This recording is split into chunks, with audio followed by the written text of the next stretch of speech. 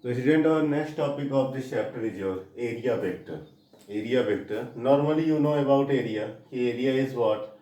The unit of area is meter square and it's a scalar quantity. But now we have to treat area as a vector quantity. It means now it's our responsibility to provide the direction of area as well as its magnitude. Clear? So how to provide the direction of area? It can be seen. Suppose I have a plane over here. Plane is like it's my palm is a plane. तो suppose यहाँ पर एक plane है, the plane is placed like this, इस तरीके से plane रखा हुआ है। अगर ये इस तरह से, इसका मतलब मेरी पाम इस तरीके से रखी हुई, सामने से देखने पर वो इस तरीके से लगे। Clear? Let the total area of this palm is your, total area of palm is your capital A. Clear? Total area of palm is your capital A, and normally in this portion of it is we have to represent area at your capital S. Clear? And there is a unit vector. There is a unit vector n cap. You know about I cap, j cap, k cap. I cap is the unit vector along positive x axis, unit vector along positive y axis, unit vector along positive z axis. But there is one more unit vector is also exist in your physics, that is your n cap.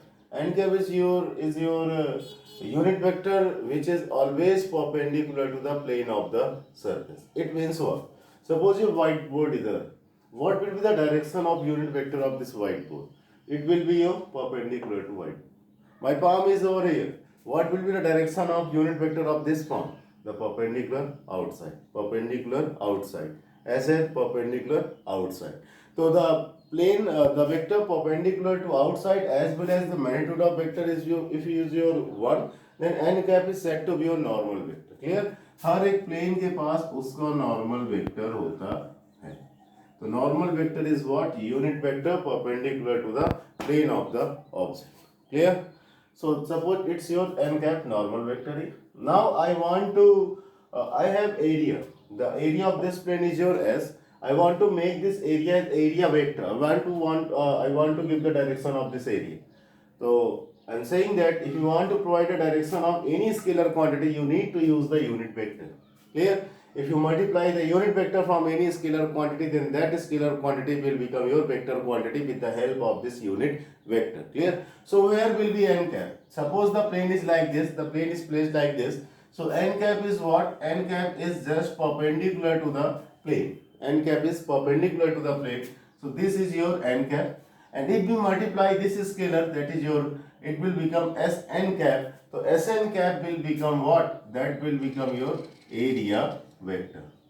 Clear? So Sn cap is your area vector. The n cap is providing the direction of this vector as well as S is giving the magnitude of this vector. Area vector is what? You have to learn only about the area vector, that it is always perpendicular outside of any plane. Clear? हमेशा बस इतना ध्यान रखना है, और इसमें आपको कुछ इतना ध्यान भी नहीं रखना है कि बहुत ज़्यादा कुछ आपको दिक्कतें आपको क्रिएट हो जाए. Clear? So the vector perpendicular outside of the plane is said to be your area vector. On coming to next topic, our next topic is your electric flux.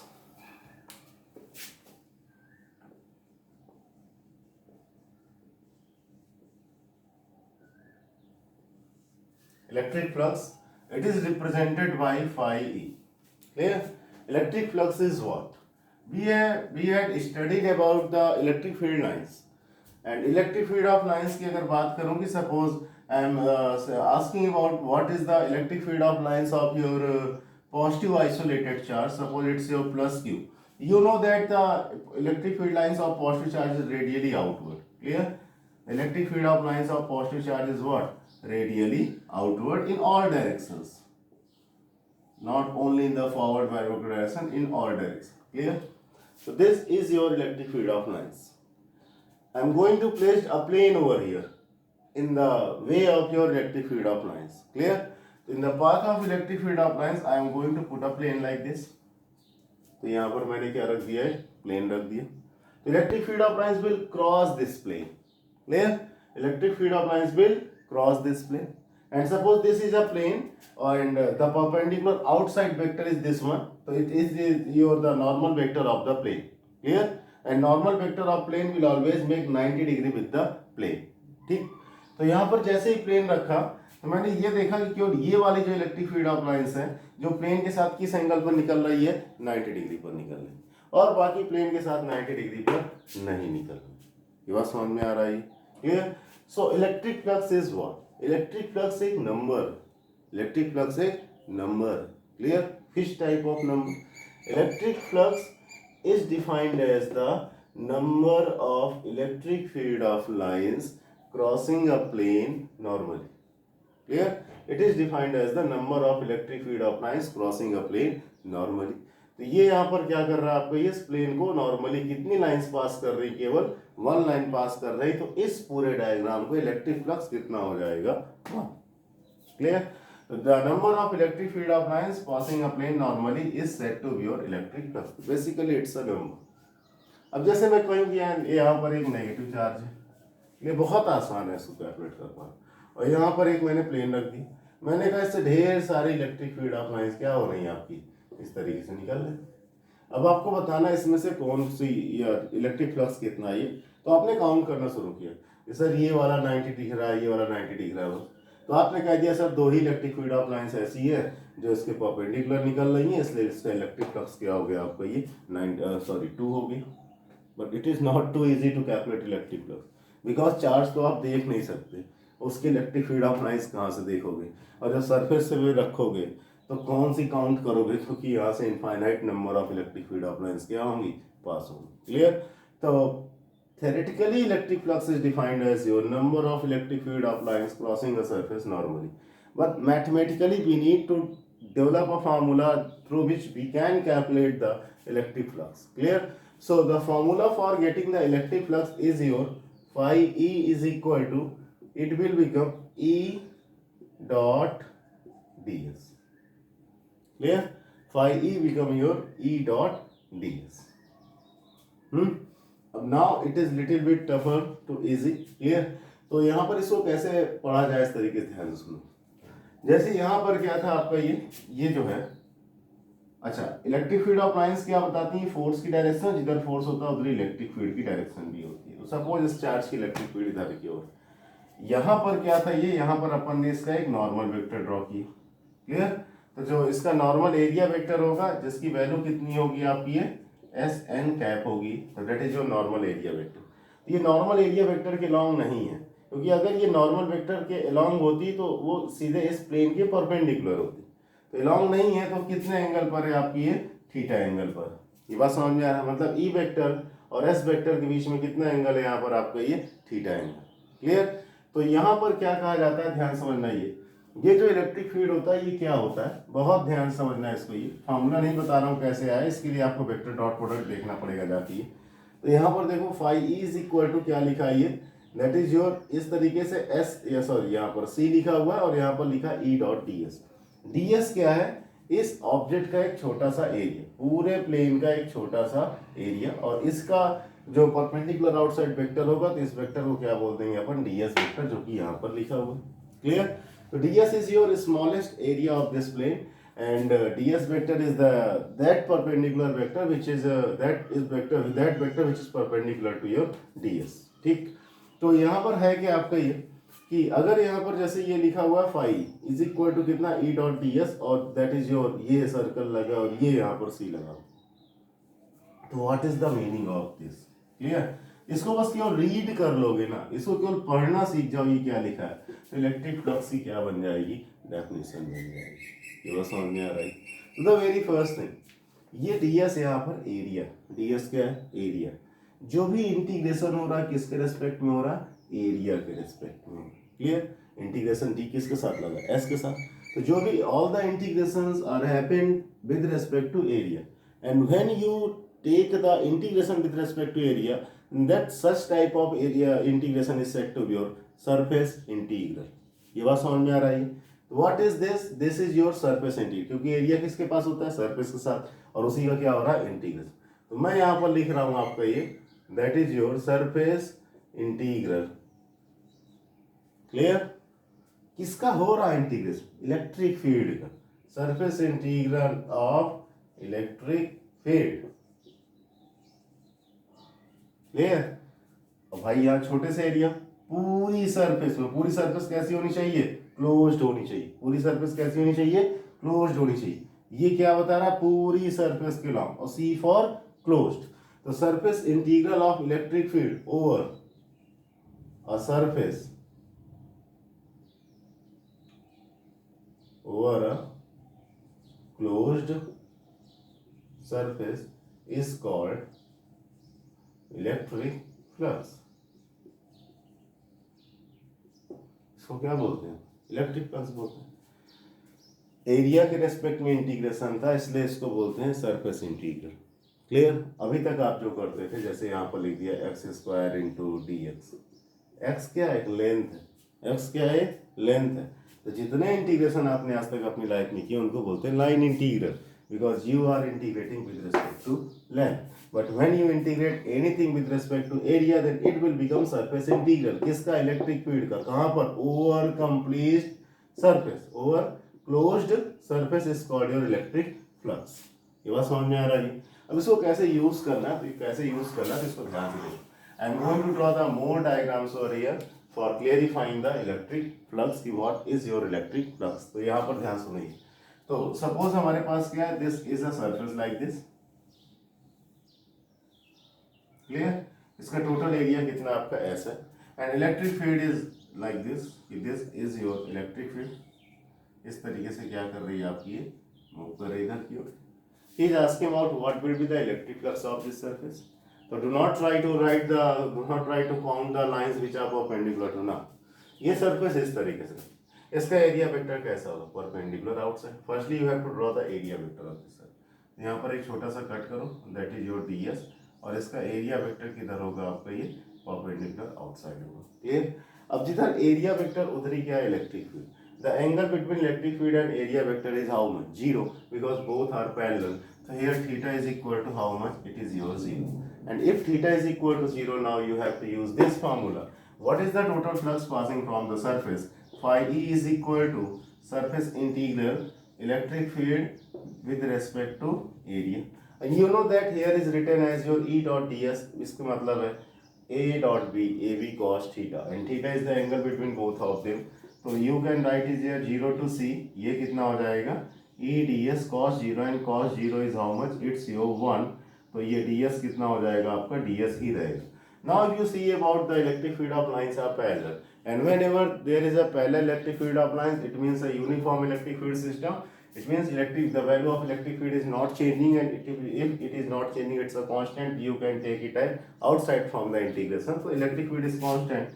तो आप इसको आउटसाइड ले लोगे तो ये कितना आ जाएगा आपको, ये that is your E into कितना हो जाएगा ds। अब ध्यान समझना ध्यान से। ये क्या है, इसकी वैल्यू कितनी, कैसे किया जाए इंटीग्रेशन, क्लियर, ध्यान समझना है। ये ds है, ds का क्या इंटीग्रेशन करना है पूरे क्लोज लूप में। तो इसका सिंपल सा मतलब ये होता है, जिस भी सरफेस में आपने ds कट किया, ये जो वैल्यू है ये उस सरफेस के टोटल, क्योंकि ds को इंटीग्रेट करोगे तो सरफेस का टोटल एरिया आएगा। क्लियर। ds को इंटीग्रेट करोगे तो ds को इंटीग्रेट मतलब ढेर सारे ds कट करके सबको ऐड कर दिए। इसका मतलब ये है कि जिस सरफेस पर भी ds कट करो उस सरफेस का टोटल एरिया क्या करना है, यहाँ पर लिखना है। टोटल एरिया कितना है इसका, s। तो फाइनल आंसर इसका कितना आ जाएगा, E into S. So the total flux passing from such type of diagram is your E into S. कोई प्रॉब्लम इसमें ही। अब यहाँ पर क्या है कि अगर मैं सरफेस को इस तरीके से रखूं लाइक दिस, और सरफेस अगर इस तरीके से रखी रहेगी तो हमको कुछ इस तरीके से दिखाई देगी। Clear. And electric field of lines are like this, कोई प्रॉब्लम नहीं। And I am saying that to calculate the electric flux, somebody says what is the total area, s। छोटा सा ds कट किया, ऐसे रखा हुआ है, ds यहाँ कट करोगे तो परपेंडिकुलर कैसा रहेगा, आउटसाइड रहेगा, तो परपेंडिकुलर आउटसाइड इसका वेक्टर है।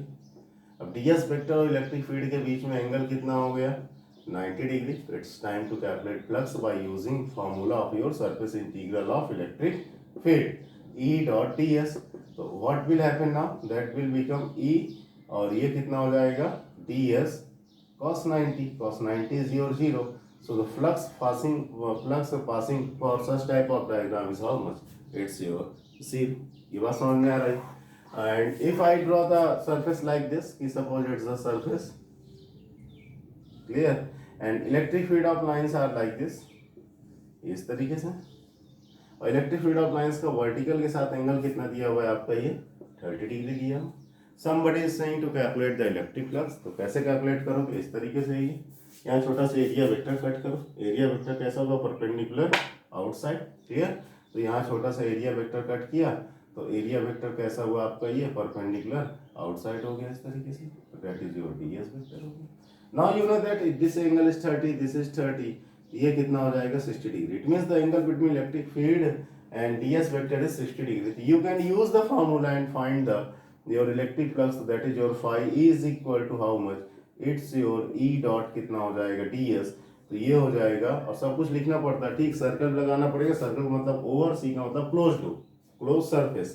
तो ये यहाँ से कितना हो जाएगा, ई ds cos 60 हो जाएगा। cos 60 कितना होता है आपका, ये दैट इज 1/2।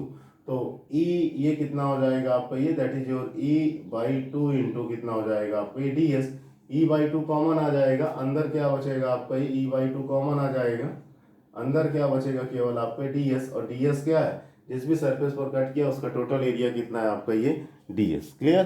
तो I hope that you understand about the electric flux. तो theoretically electric flux is what, it is defined as the number of electric field of lines passing a closed surface normally, or mathematically it is defined as your surface integral of electric field over a closed loop, clear, surface integral of electric field over a closed loop। But यहाँ पर एक चीज और थोड़ा सा गौर करने वाली है, वो एक थ्योरम देखते हैं अपन। ये सबसे पहले Gauss theorem,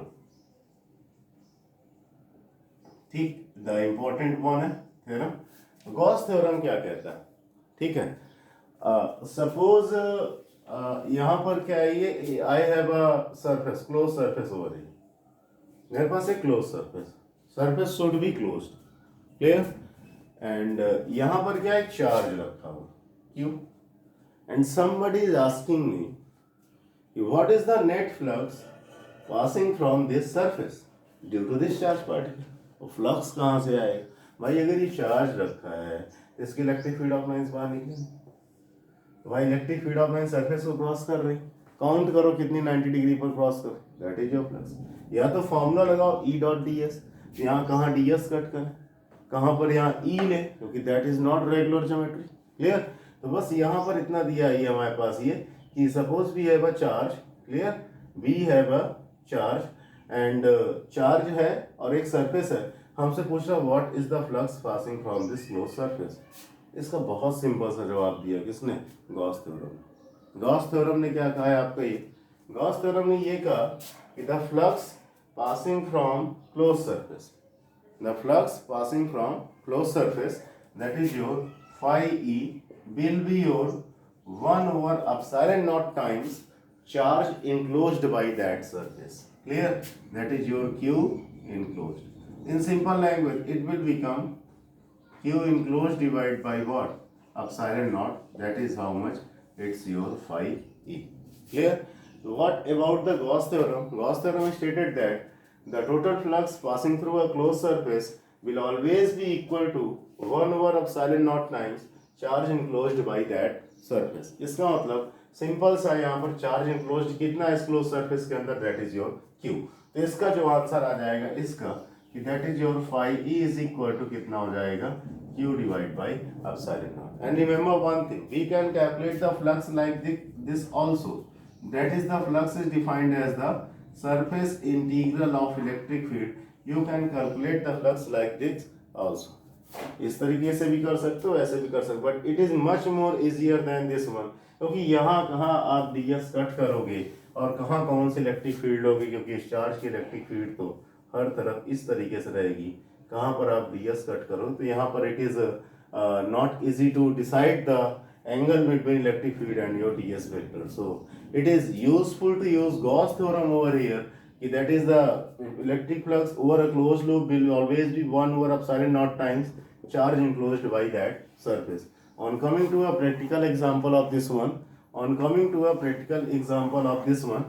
so what will happen if we take a practical example, suppose we have a closed surface like this and we have a lot of charges inside the surface. Here is your 5 coulomb charge, here is your 10 coulomb charge, here is your -15 coulomb charge, here is your minus 8 coulomb charge, etc.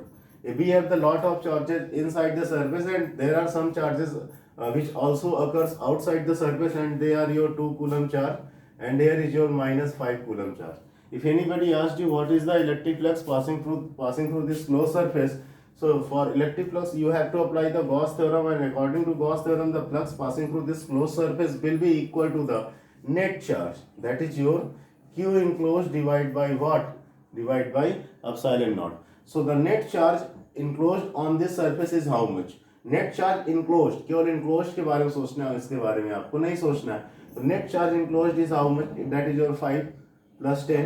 तो net charge कितना हो जाएगा आपका? ये 5 plus 10 plus minus 15 plus minus 8 divide by how much? It's your epsilon naught. Clear? तो here 5 plus 10 कितना हो गया? 15 माइनस 8 डिवाइड बाई कितना हो गया? Epsilon not.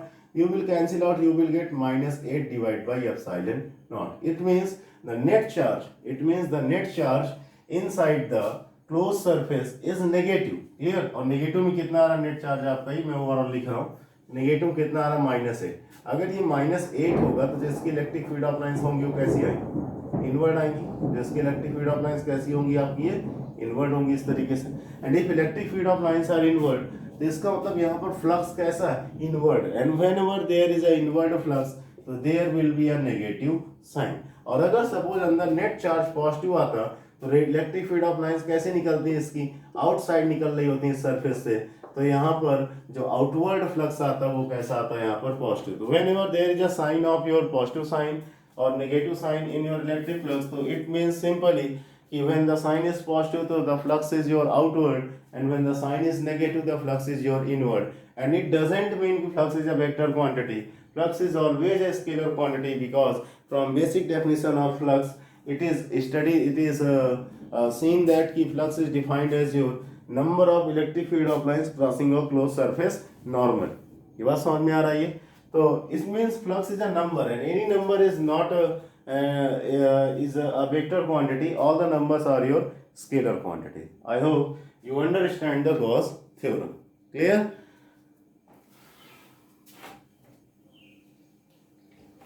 Let's do some numericals based on your Gauss theorem.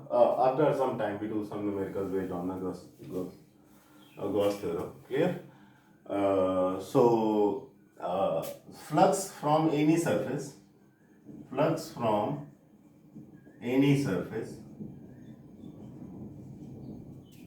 may be zero. कब zero हो सकता है? फ्लक्स फ्रॉम एनी सरफेस में भी जीरो. कब जीरो हो सकता है फ्लक्स? तो phi is equal to, we have to formula, E dot D S, and phi is equal to कितना है आपका? Q divide by epsilon naught. Clear? किसी सरफेस के फ्लक्स कब जीरो हो सकता है? द वेरी फर्स्ट थिंग, इसको और थोड़ा सा ओपन करके लिखते हैं, A D S cos 90, sorry cos theta. अगर थीटा 90 हो जाएगा तो कॉस 90 कितना होता है? जीरो. तो इसका मतलब if E and D S both are कैसे हो जाएंगे? परपेंडिकुलर, तो फ्लक्स कितना रहेगा आपका? ये जीरो रहेगा. The second, if there is no charge enclosed inside the surface. Clear?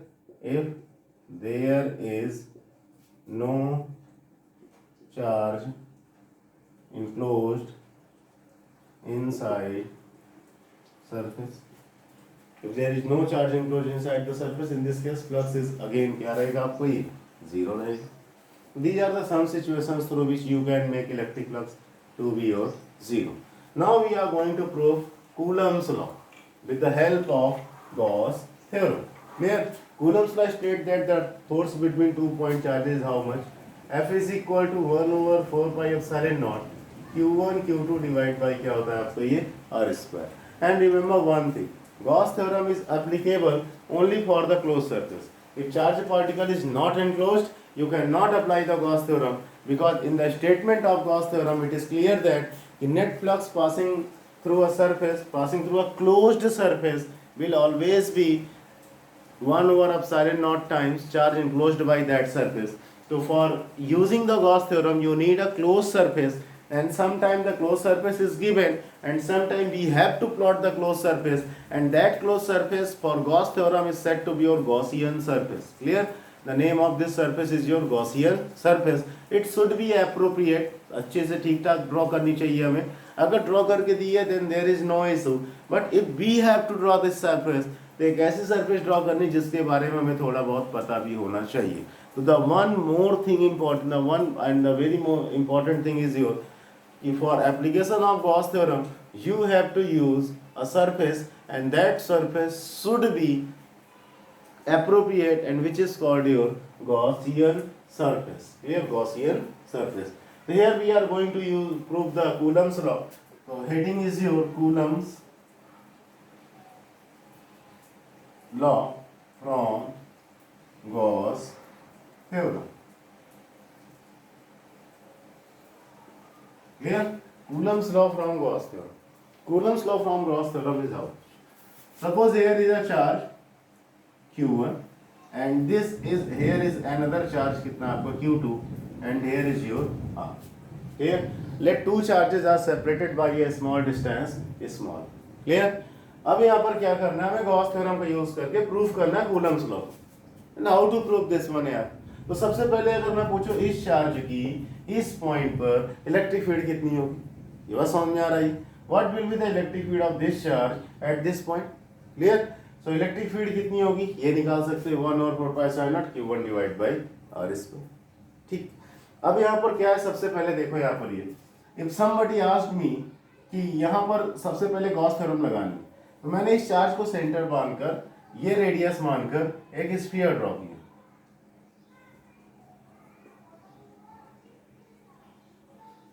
और जैसे ही ये स्फीयर ड्रॉ किया, और ये स्फीयर क्या हो गया, हमारी एक सरफेस हो गई. कौन सी सरफेस हो गई, ये गॉसियन सरफेस हो गई. ये बात समझ में आ रही है. ये कौन सी सरफेस हुई, हमारी गॉसियन सरफेस. क्यों? क्योंकि अपन ने ये सरफेस ड्रॉ की है गॉस थ्योरम का यूज करने के लिए. अब कोई पूछे इस सरफेस से कितना फ्लक्स पास हो रहा, तो इस सरफेस के अंदर चार्ज कितना, Q1. इस सरफेस के अंदर चार्ज कितना है आपका, Q1. So total flux passing from this surface is how much, it's your Q1 divide by epsilon naught. तो यहां पर क्या हो गया आपका, ये that is your from Gauss theorem. Phi is equal to कितना हो जाएगा, Q enclosed divide by epsilon naught. कितना चार्ज इनक्लोज्ड है इसके अंदर, ये वाला नहीं, it is on the surface, it is not inside the surface. We need enclosed charge. तो how much, it's your Q1 divide by कितना हो गया आपका, ये एप्सिलॉन नॉट हो गया. You have another way to calculate the phi. ये बात समझ में आ रही है. आप फाई पे एक और तरीके से भी क्या कर सकते हो, कैलकुलेट कर सकते हो. और वो तरीका क्या है यहाँ पर आपका, ये E डॉट ds. ये वो तरीका यहाँ पर क्या है आपका, E डॉट ds. अब E डॉट ds का मतलब क्या है, ध्यान से